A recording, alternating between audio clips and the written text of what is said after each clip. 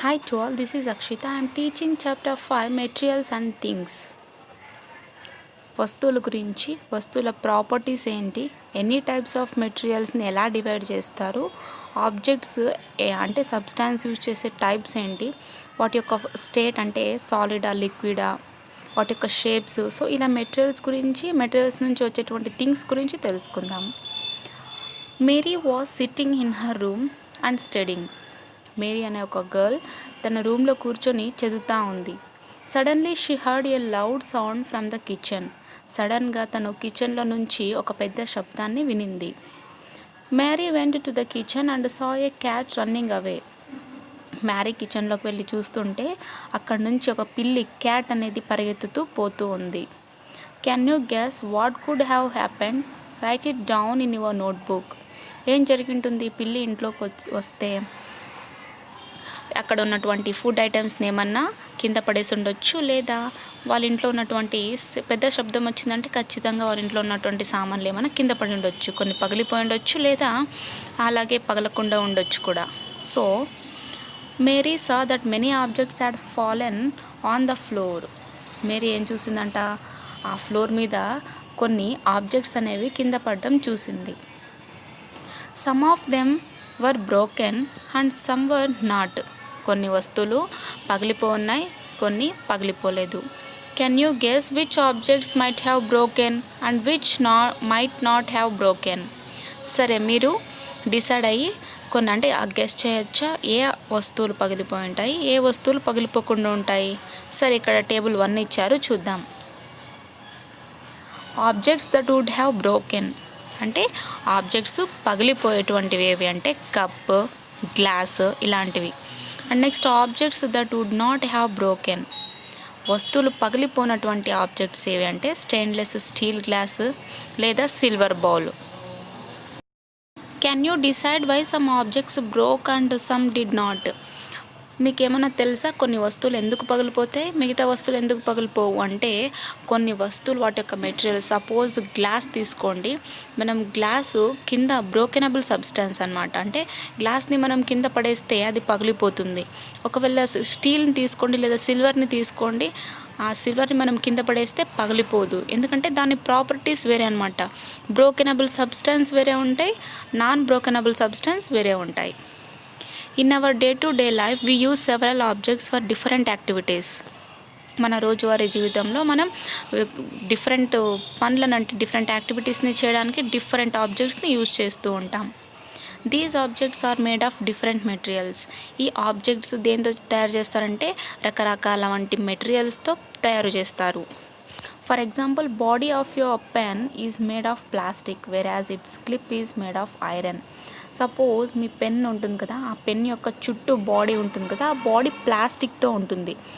కానీ మనం ఎప్పుడైతే క్లిప్ ఉంటుంది కదా, దాని యొక్క క్లిప్ చూసినట్టయితే అది ఐరన్తో చేసి ఉంటారనమాట.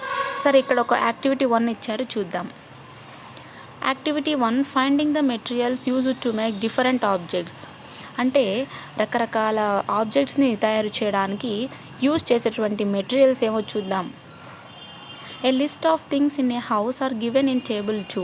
ఇక్కడ కొన్ని థింగ్స్ ఇచ్చారంట, అంటే మనం ఇళ్ళల్లో వాడుకున్నటువంటి థింగ్స్ టేబుల్ 2లో ఇచ్చారంట. సరే, name the materials from which each sub object may possibly be made of. సరే, ఆ మెటీరియల్స్ అంటే మనం ఆబ్జెక్ట్స్ని ఉపయోగించుకున్నటువంటి ఆబ్జెక్ట్స్ ఏ మెటీరియల్స్తో తయారు చేస్తారని చెప్పి ఇక్కడ టేబుల్ 2లో మనం మెన్షన్ చేయాల్సి ఉంటుంది. If you don't know which material the object is made of, discuss with your friends and find out. ఒకవేళ ఆ వస్తువు ఏ మెటీరియల్తో చేస్తారనేది మీకు తెలియకపోతే మీ ఫ్రెండ్స్తో లేదా మీ టీచర్స్తో డిస్కస్ చేసి రాయాల్సి ఉంటుంది. సరే, మనం టేబుల్ 2ని చూద్దాం. సరే, ఇక్కడ టేబుల్ 2 ఉంది. ఆబ్జెక్ట్ డోర్ దేంతో చేస్తాం? వాటికి కావాల్సిన మెటీరియల్స్ ఏంటి? వుడ్ కావాలి, డోర్ చేయాలంటే చెక్క కావాలి. అండ్ నెక్స్ట్ మెటల్, దానికి ఎందుకంటే క్లిప్స్ అంటే వాటికి హ్యాంగింగ్స్ కావాలి కదా, డోర్కు మెటల్ కావాలి. అండ్ నెక్స్ట్ గడియ పెట్టడానికి కావాలి, లాక్ వేయడానికి రబ్బరు. నెక్స్ట్ పెయింట్ కూడా కొట్టాలన్నమాట. సరే, టవల్కి ఏమేమి కావాలి? ఫైబర్ కావాలి. అండ్ నెక్స్ట్ దానికి కలర్ అంటే మనం టవల్స్ డిఫరెంట్ కలర్స్లో యూజ్ చేస్తుంటాం కాబట్టి కలర్స్ కూడా కావాలి. సపోజ్ బైసికిల్ అనుకోండి, బైసికిల్కి ఏం కావాలి? ఐరన్ కావాలి, టైర్స్ కావాలి, టైర్స్ అంటే ఏంటి, రబ్బర్. సో ఎక్సెట్రా ఇలా ఇవి మొత్తం ఇక్కడ ఉన్నటువంటి ఈ మొత్తం టేబుల్ని ఫిలప్ చేయాల్సి ఉంటుంది. సో ఇదంతా ఫిలప్ చేశాక నెక్స్ట్ కొన్ని క్వశ్చన్స్ ఇచ్చారు, చూద్దాం. అంటే క్వశ్చన్స్ చూడకన ముందు ఒక్కొక్క ఎగ్జాంపుల్ చెప్పుకుందాం. మా నైఫ్ కావాలంటే నైఫ్కు ఒక స్టీల్దైనా ఉండొచ్చు, లేదా వుడ్ పట్టుకోవడానికి హ్యాంగర్ వుడ్దైనా చేసి ఉండొచ్చు. మిర్రర్ గ్లాస్ కావాలి, షూస్ లెదర్స్ కావాలి, వాటర్ బాటిల్ అంటే ప్లాస్టిక్, పాట్ చేయాలంటే సాయిల్ కావాలి. సరే, మనం మెటీరియల్స్ అయితే చూసేసాం. సరే, క్వశ్చన్స్ చూద్దాం మరి. Which objects are made of only one material? అంటే ఏదైనా ఆబ్జెక్ట్ చేయాలంటే కేవలం దానికి ఒక మెటీరియల్ ఉంటే చాలు, అది ఏ ఆబ్జెక్ట్ అని అడుగుతున్నారు. సరే, మనం వాటర్ బాటిల్ చేయాలంటే ప్లాస్టిక్ ఒకటే ఉంటే చాలు. అలాగే షూస్ అంటే లెదర్స్ ఒకటే ఉంటే చాలు. నెక్స్ట్ పాట్ కాబట్టి మనకు సాయిల్ ఉంటే చాలు. సాయిల్ని కలపాలంటే వాటర్, వీ నీడ్ వాటర్ కాబట్టి ఇట్స్ ఏ కాంపౌండ్ సబ్స్టాన్స్ అవుతుంది. Then which objects are made of more than one material? సరే, ఇప్పుడు ఒక మెటీరియల్ మాత్రమే చాలు ఒక ఆబ్జెక్ట్ తయారు చేయడానికన్నా, కానీ ఇక్కడ ఒక మెటీరియల్ ఒక ఆబ్జెక్ట్ని తయారు చేయడానికి ఒకదానికంటే ఎక్కువ మెటీరియల్స్ తీసుకునేటువంటి ఆబ్జెక్ట్ ఏంటి అని అడుగుతున్నారు. ఖచ్చితంగా అది డోర్ అనమాట. డోర్ చేయాలంటే మెటల్ ఉండాలి, వుడ్ ఉండాలి, రబ్బర్ ఉండాలి, అండ్ నెక్స్ట్ పెయింట్ కూడా కావాలి. And next, how many types of materials can be used for making chairs? సరే, చైర్స్ చేయడానికి ఎటువంటి మెటీరియల్స్ కావాలి? వుడ్ కావాలి, వుడ్తో చేసేటువంటిది అయితే వుడ్ కావాలి. నెక్స్ట్ దానికి పెయింట్ కావాలి, లేదా ప్లాస్టిక్తో చేసినటువంటి అయితే ప్లాస్టిక్, అండ్ నెక్స్ట్ పెయింట్ కావాలి. లేదా ఐరన్ చైర్స్ అయితే ఐరన్ కావాలి, అలాగే దానికి వేయడానికి పెయింట్ కూడా కావాలి. List them in the space given below. సరే, ఇక్కడ ఏవేవి కావాలో ఇచ్చినటువంటి స్పేస్లో ఫిలప్ చేయాలి. There are many objects in our surroundings such as chairs, tables, cycles, bullock carts, utensils, clothes, tires, water, stones, etc. మన చుట్టూ కొన్ని ఆబ్జెక్ట్స్ ఉంటాయి. అవి చైర్స్ కానీ, టేబుల్స్ కానీ, సైకిల్స్ కానీ, లేదా యూటెన్సిల్స్ పాత్రలు, లేదా బట్టలు, టైర్స్, నీళ్లు, రాళ్ళు, ఇలా ఎక్సెట్రా ఉంటాయి. We see that different objects are made of different materials. అంటే ఆ డిఫరెంట్ ఆబ్జెక్ట్స్ ఉంటాయి కదా, వాటిని తయారు చేసుకోవాలంటే డిఫరెంట్ మెటీరియల్స్ కావాలి మనకు. Some objects are made of more than one material. కొన్ని వస్తువులు మనం తయారు చేయాలంటే వాటికి మెటీరియల్స్ ఒకదానికంటే ఎక్కువ కావాలి. Think of some objects made of more than one material. సరే, కొన్ని ఆబ్జెక్ట్స్ ఏవేవి ఒక మెటీరియల్ కంటే ఎక్కువగా యూజ్ చేసేటువంటి ఆబ్జెక్ట్స్ ఏవేవో చూడాలి. సరే, యాక్టివిటీ 2 చూద్దాం. Activity 2, finding the objects made from different materials. అంటే డిఫరెంట్ మెటీరియల్స్ని యూజ్ చేసి మనం ఆబ్జెక్ట్స్ని తయారు చేద్దాం. Name as many things or objects as you can made using the materials given in table 3. అంటే టేబుల్ 3లో కొన్ని మెటీరియల్స్ ఇచ్చారు, మనం వాటితో ఏమేమి వస్తువులు తయారు చేసుకోవచ్చో చూద్దాం. ఇక్కడ టేబుల్ 3లో మెటీరియల్స్ ఇచ్చారు, అలాగే మనం తయారు చేసుకున్నటువంటి థింగ్స్ కానీ లేదా ఆబ్జెక్ట్స్ కానీ ఇక్కడ ఇచ్చారు, చూద్దాం. అంటే ఇంకా మనకు ఏమైనా తెలుసా చూద్దాం. మెటల్తో యూటెన్సిల్స్ పాత్రలు, అలాగే డోర్ ప్రిపరేషన్లో కూడా యూజ్ చేస్తూ ఉంటాం. ప్లాస్టిక్ వచ్చేసి plastic bags, water bottles, next buckets, etcetera. Glass వచ్చేసి mirror, windows, and next drinking water glass కూడా మనం యూజ్ చేస్తాం. నెక్స్ట్ వుడ్ వచ్చేసి table, chairs, window, doors, etcetera. Cotton cloth, bandage, so హాస్పిటల్స్లో యూజ్ చేస్తూ ఉంటాం, ఎక్సెట్రా. అండ్ నెక్స్ట్ లెదర్ వచ్చేసి మనం దేన్ని యూజ్ చేస్తూ ఉంటామంటే shoes, hand bags, college bags కూడా యూజ్ చేస్తాం. సెరామిక్ వచ్చేసి మనం సెరామిక్ కప్స్, సెరామిక్ ప్యాన్స్ కూడా యూజ్ చేస్తుంటాం సెరామిక్వి. అండ్ నెక్స్ట్ రాక్ వచ్చేసి ఐడోల్స్నే కాకుండా కన్స్ట్రక్షన్స్లో కూడా మనం యూజ్ చేస్తూ ఉంటాం. So we see that the material can be used to make different objects. అంటే సేమ్ మెటీరియల్నే మనం డిఫరెంట్ ఆబ్జెక్ట్స్ని తయారు చేసుకోవడానికి యూజ్ చేస్తాం. ఇందాకేం చెప్పుకున్నాం, ప్లాస్టిక్తో మనం బ్యాగ్స్ని ప్రిపేర్ చేస్తాం, అండ్ నెక్స్ట్ వాటర్ బాటిల్ని ప్రిపేర్ చేస్తూ ఉంటాం, లేదా బకెట్స్ బాత్ చేయడానికి బకెట్స్ని యూజ్ చేస్తాం. అంటే ఇక్కడ ప్లాస్టిక్ వచ్చేసి మెటీరియల్ ఒకటే, కానీ మనం తయారు చేసుకున్నటువంటి ఆబ్జెక్ట్స్ అనేవి డిఫరెంట్గా ఉంటాయి. Each object is used for a special purpose. ఒక్కొక్క ఆబ్జెక్ట్ని మనం స్పెషల్ పర్పస్కి యూజ్ చేస్తూ ఉంటాం. So we need to know the properties of materials as well as the properties of the objects to decide which material should be used for making an object. అంటే మనకు materials యొక్క properties అలాగే objects యొక్క properties తెలిస్తే ఏ material ఏ object చేయడానికి, ఏ ఆబ్జెక్ట్ని తయారు చేయడానికి ఉపయోగిస్తారో కూడా మనకు తెలుస్తుంది. Some materials are soft and some are hard. కొన్ని మెటీరియల్స్ ఎలా ఉంటాయి, సాఫ్ట్గా ఉంటాయి. ఇంకొన్ని మెటీరియల్స్ ఎలా ఉంటాయి, హార్డ్గా కూడా ఉంటాయి. And next similarly some are shine whereas some are non shiny. కొన్ని మెటీరియల్స్ షైనీగా ఉంటాయి, కొన్ని మెటీరియల్స్ షైనీగా ఉండకుండా కూడా ఉంటాయి. Depending on these properties materials are used for different objects. అంటే ఈ మెటీరియల్స్ యొక్క ప్రాపర్టీస్ మీద డిపెండ్ అయి మనం డిఫరెంట్ ఆబ్జెక్ట్స్ని తయారు చేస్తూ ఉన్నాం. Discuss the following. ఇక్కడ కొన్ని ఇచ్చారు, మనం వాటిని డిస్కస్ చేద్దాం. How can we classify materials. మనం మెటీరియల్స్ని ఎలా క్లాసిఫై చేస్తాం అంటే వాటి యొక్క ప్రాపర్టీస్ని బేస్ చేసుకొని మనం మెటీరియల్స్ని క్లాసిఫై చేస్తాం. How do we decide which material should be use for making object. అంటే ఒక ఆబ్జెక్ట్ని ప్రిపేర్ చేయాలనుకుంటే మనకు పలానా మెటీరియల్ కావాలి అని చెప్పి మనకు ఎలా తెలుస్తుంది. సరే, ఒకవేళ మనకు ప్లాస్టిక్ చైర్ కావాలి అనుకుంటే మనం ప్లాస్టిక్ తీసుకోవాలని మనకు తెలుస్తుంది. సో అంటే మనకు ఆబ్జెక్ట్ ఎలాంటి ఆబ్జెక్ట్ కావాలో అలాంటి మెటీరియల్ని మనం చూస్ చేసుకోవాలి. Use different materials for different purposes based on their properties.